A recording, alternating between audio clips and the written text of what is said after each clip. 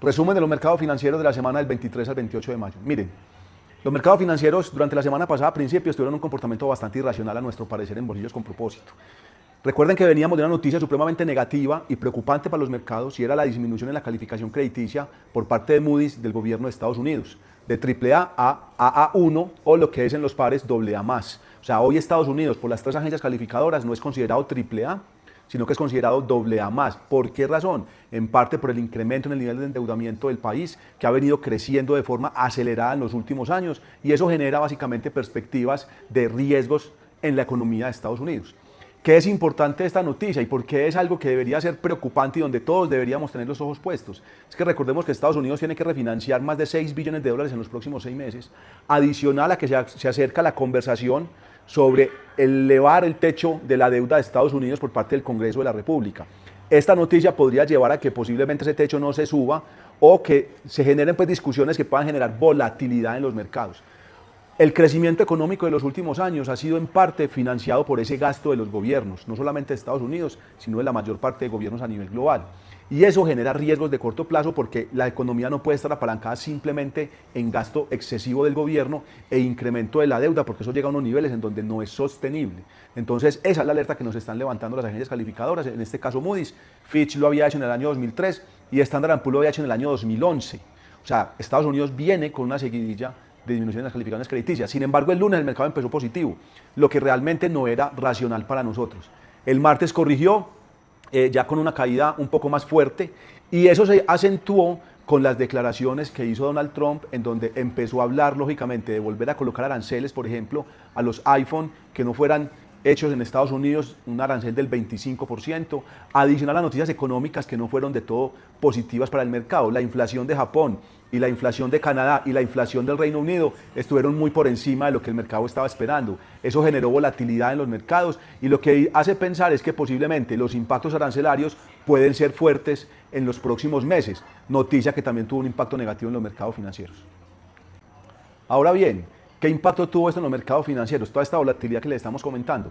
En el caso de Estados Unidos y Japón, un comportamiento bastante negativo. Standard & Poor's y Nasdaq bajaron más del 2.5% durante la semana y Japón 3%. En parte jalonados, ¿por qué? Porque ese incremento en el nivel de riesgo, no solamente de Estados Unidos, sino en el tema de inflación de Japón, generó que los tesoros de 10 años de Estados Unidos y los bonos de 10 años de Japón tuvieran un comportamiento bastante fuerte al alza. Estados Unidos cerró por encima del 4.5%, pero llegó a estar en el 4.60%. Japón cerró en el 1.54%, en el máximo desde el año 2009. Eso pone retos muy fuertes para las economías y para los gobiernos porque hace mucho más costoso el endeudamiento de los países. Y son dos países que han venido soportando de cierta medida el crecimiento económico a punta de gasto gubernamental. Entonces, que los tesoros en Estados Unidos y que los bonos de Japón suban tanto genera riesgos de corto plazo y de mediano plazo en el desempeño económico de dos potencias en el mundo.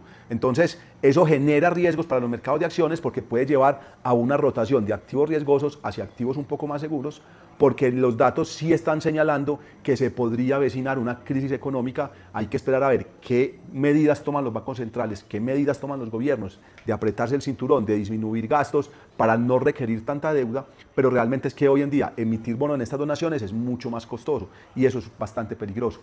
Eso pasó en Estados Unidos y en Japón. Ahora, lo que sí tuvo buen desempeño fue mercados emergentes.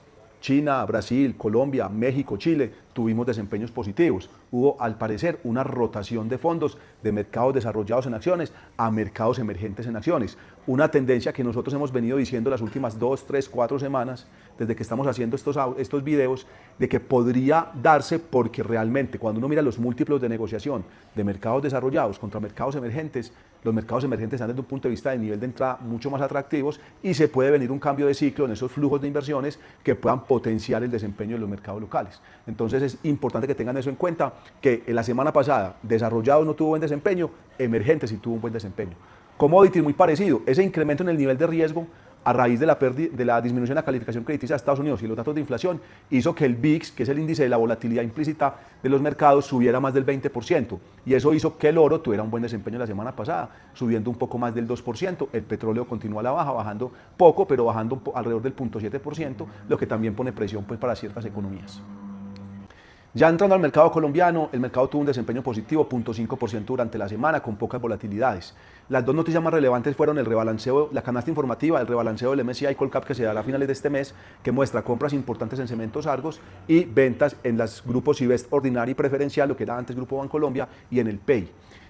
La segunda noticia más relevante fue la transacción anunciada por Ecopetrol. Lo que pasa es que todavía no hay información relevante referente al precio a pagar, al valor de la transacción, como para poder saber qué tan interesante o no es desde un punto de vista de valoración y de impacto para la generación de valor del inversionista. Lo que sabemos es un acuerdo inicial entre Ecopetrol y una compañía europea para comprar proyectos por 1.3 gigavatios de capacidad instalada, proyectos de energías eólicas y solares. Es interesante para la empresa porque es para generar la energía que autoconsume. Recordemos que Ecopetrol es el dueño de ISA y como ISA transmite energía, Ecopetrol no podría generar energía para entregarle energía al sistema, sino que a través de una resolución nueva que sacó la CREC sobre la generación de energía remota, Ecopetrol podría generar energía por fuera de sus plantas de producción, por fuera de sus refinerías, siempre y cuando sea energía para autoconsumir. Entonces le estaría entregando energía al sistema en una parte y estaría consumiendo energía en otro lugar, pero estaría generando la energía que autoconsume. De esa forma, pues sería positivo, pensaría uno inicialmente, desde un punto de vista de costos de energía para Ecopetrol.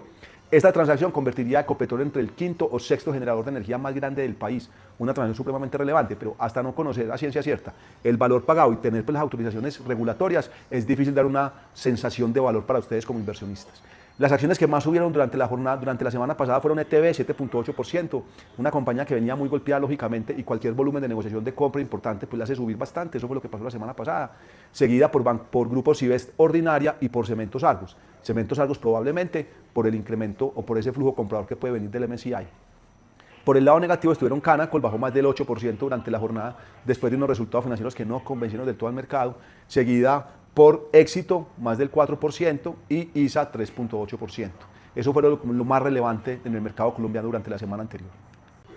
Ahora bien, ¿qué nos espera para la próxima semana? Vamos a tener noticias económicas supremamente relevantes. Tendremos inflación de Francia, Alemania e Italia. Francia el martes, Alemania e Italia el viernes. O sea, inflación de la zona euro, importante tenerlo presente para mirar de pronto ese tema arancelario, qué impacto se está empezando a tener en la inflación. La semana pasada publicó inflación Inglaterra y Japón por encima de lo que el mercado estaba esperando, entonces no sería nada extraño que de pronto la inflación de Europa también continúe sorprendiendo al mercado al alza, lo que no sería positivo para el mercado de acciones. Tendremos las minutas de la FED el miércoles, la noticia más importante para mirar esa decisión, esa discusión al interior de la FED que se dio para la toma de la última decisión de política monetaria, que fue mantener las tasas estables, que nos trae. Y tendremos el viernes un dato supremamente importante para Estados Unidos, que es el PCE Core, que es como ese dato anticipado de inflación, quitando los volátiles de energía y alimentos para mirar cómo se está comportando. Ese dato será supremamente relevante porque también dará ideas de cómo viene ese dato inflacionario de las próximas semanas en Estados Unidos, lo que también puede generar volatilidad en los mercados. Si esta información fue de valor para ti, te invito a que nos sigas en nuestro canal de YouTube Bolsillos con Propósito, le das clic a la campanita para que te salgan las alertas cuando publiquemos informes de valor.